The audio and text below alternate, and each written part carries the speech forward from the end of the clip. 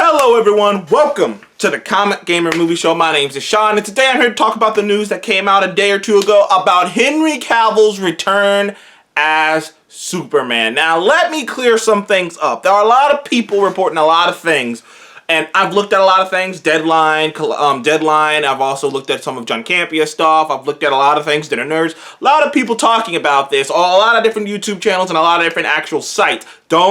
We got it covered. Do not trust, we got it covered. We got it covered is not a good trusty site.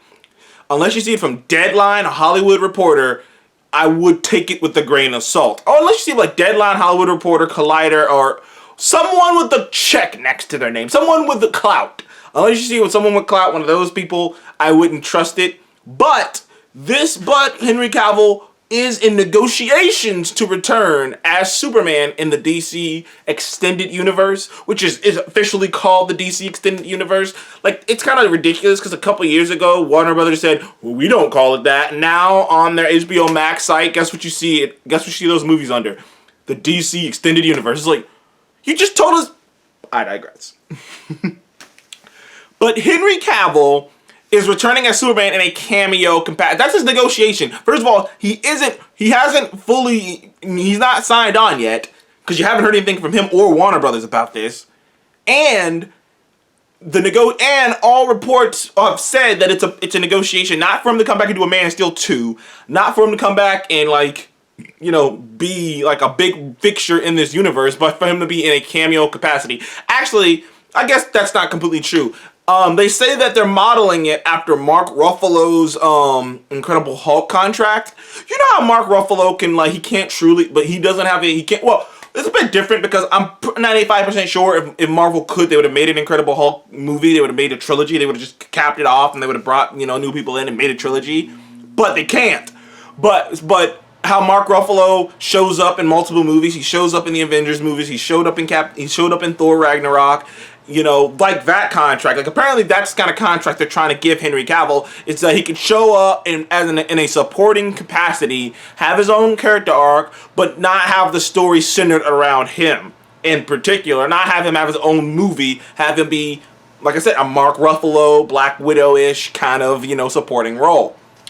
Which I say, I guess, because if you guys have been following me long enough, I am not the biggest fan of Man of Steel.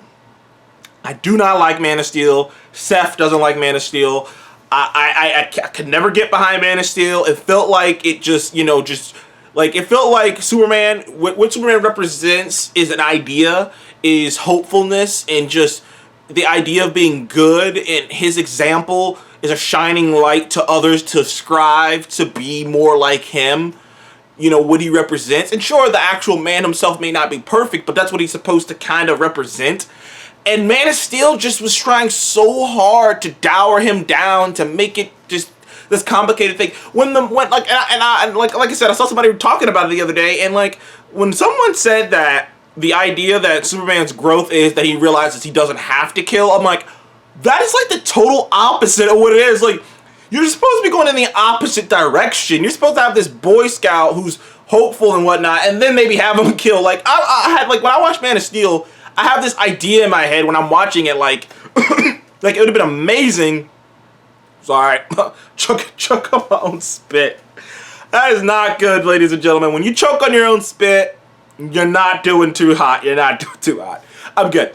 But when I see that, I think to myself, no, he's supposed to be like, it's supposed to be like he doesn't kill Zod. He finds a way. But then in his third movie, he can't, and he kills someone, and then he can make character from there. You're supposed to be leading up to him killing someone. It's not supposed to start with him it's not supposed to start at the darkest point and then get bright and shiny. Superman's supposed to already be that. The whole thing about his father asking him, maybe you shouldn't save people. But maybe you shouldn't save people. What Pa Kent told Superman maybe he shouldn't save people? What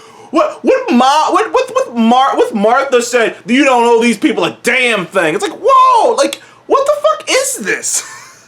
I'm like when Jor-El is the more hopeful one, I'm like, I can see that from Jor-El, but like I said, it's just weird. And I I digress. I've ranted about Man of Steel and how much I really don't like it. I always thought the Lois Lane and him relationship was really forced, and it just made and the context. The only reason people think the only reason it works any bit is because they're Lois Lane and Clark Kent. That's about it. And the final fight scene and the fight sequences, while entertaining, were just massively over the top and just wildly bad. And I heard people compare. It blows my skull when I hear people compare the fight scenes in Man of Steel to the Avengers movies. Let me put it this way. I've watched every Avengers movie. I'm not gonna front here. I watched every Avengers movie, top to bottom, multiple times. Yeah, in one movie, do you know how often an actual building gets destroyed in the Avengers movie? The entirety of a building. Watching those movies, not a lot. They get fucked up, destruction reigns throughout the city, but guess what? When you take a big step back, it still looks like a city. Man of Steel looked 3 fucking 9/11s happened. Buildings were gone. Thousands of people died as a byproduct of him. And he's not even concerned about it. They didn't put in a couple, they could have put in a couple things of him maybe trying to save someone, but the only person he's concerned with saving is Lois. So when people go, oh, well, he can't save everyone, but apparently you can save this one particular woman who you just met the other day and make out with her on the ashes of all the dead. I'm sorry, I really don't like Man of Steel. I don't hate that movie, but I just dislike it. I dislike what it represents. I dislike what they were going for with Superman. I'm not even the biggest Superman guy, but I respect Superman. He deserved better than that. I don't like that movie, and I know there's some people out there who adore that movie, but I'm not one of them. But I say all that to say, none of my problems were with Henry Cavill. And the thing is, to put it in perspective, I know other people who don't like this movie who hate Henry Cavill as well. I don't. I think Henry Cavill was doing the best he could with what Zack Snyder was throwing at him. But when everything Zack Snyder sees is just this dark ass vision, the problem with Zack Snyder is every fucking thing is Watchmen and The Dark Knight. Every fucking thing is is this dark, grimy. Zack Snyder once said, in my movie, Batman could go to prison and get raped. When he said that, I remember thinking to myself, why the fuck is this dude doing Superman? Not everything is fucking darkness, no parents, from fucking Lego movie, from the Lego movie. Not everything's just like that, and he just wants to throw his dark paint on every fucking shiny colored anything, just whoosh. You know what I mean? Even the color palette on Man of Steel is this muted thing. I'm just Jesus Christ! You're supposed to be able to distinguish when Superman and Batman are on screen together, but when they're both Superman's supposed to be hopeful and Batman's supposed to be depressing, but awesome. But that's not. They're both depressing, so it's fuck. Anywho, I never had a problem with Henry Cavill. I think Henry Cavill's a great actor. I liked him as Garrett. I enjoyed him in the Mission Impossible movies. I even enjoyed him in Man from U.N.C.L.E. I enjoyed him in Man from U.N.C.L.E. I thought he was good in The Witcher. I thought he was very good in The Witcher, and he grew on me as Garrett. He's a nerd. He's a true nerd. He plays video games all the time. I adore that guy. For a guy who looks the way he looks, he seems like a really chill dude. He's not afraid to speak his mind on things, even though watch out for the shots that are about to be fired. I feel like that's okay for a man to speak out their minds, but it's not for a woman. Bam, sorry, it's just the truth. Some things Henry Cavill say, if fucking Brie Larson said, they pop a blood vessel. But I digress. I enjoy Henry Cavill. I really like him. I was really hoping to get him as Captain Britain in the MCU. But he really seems dedicated to really play Superman. He really seems like he was really all on board with Zack Snyder's vision.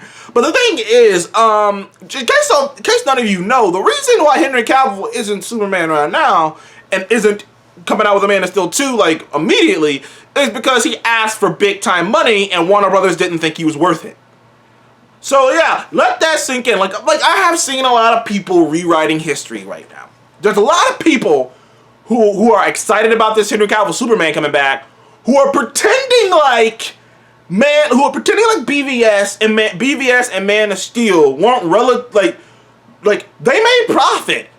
and they're not the worst, and they're not the worst movies of all time, worst comic book movies ever made. But they weren't rock successes. Like, I heard way too many YouTubers right now talking about BVS and Man of Steel like it's the studio that ruined it. It's the studio's fault that people didn't like those movies. It's not the movie's fault. They deserve another chance. I'm like, no. I said this in my other video, and I'll say it again. The reason that Warner Brothers freaked out and started changing shit is because of the reaction to Man of Steel and BVS. You have to get that through your head. If you're one of those people out there who is pushing this narrative that Man of Steel and BVS were on good paths and all Warner Brothers had to do was stick it out, you're fucking lying to yourself, and you're purposely putting earphones on, canceling out the noise with some earphones and just not listening to what happened. I want to repeat, how do anyone else remember the memes, the mockery, the jokes, the fights? BVS was supposed to rival the Avengers. It didn't even make $1 billion. Think that through. And I know what some people are going to say, not everything has to make $1 billion. That does. Batman v Superman has to make $1 billion. You will never get the chance to have those two characters on screen at the same time for the first time ever, and they failed. Speaking of failures, for all the Man of Steel people out there who love Man of Steel, guess what? Man of Steel did so great that they felt the need to bring Batman in. Now, this is something information people tend to leave out too. Years ago, when Man of Steel came out, and it was mixed response. I remember this because I remember a lot of arguments, because I remember discovering there was a lot of other people who enjoyed it that I respect their opinion of, and being kind of like shocked that they enjoyed this movie and loved this movie. Biggest being John Campion. John Campion thinks this is one of the greatest comic book movies of all time. The thing is, it was being reported even then that the reason BVS was even happening was because of the mixed response to Man of Steel. So they wanted to go out and bring in Batman to spice it up a bit. But once they brought in Batman, it just kind of evolved into Batman v Superman. And it evolved into Batman v Superman. But originally, there wasn't supposed to be a BVS. If Man of Steel goes off without a hitch the way it was supposed to, 80-something% on Rotten Tomatoes, $800 million, like $800 to $900 million, like it was high up there, really high. Like Man of Steel made a big profit, but it was supposed to make even more. If it makes the big profit it was supposed to make, if it's highly regarded, if it's highly liked, that movie just gets a sequel.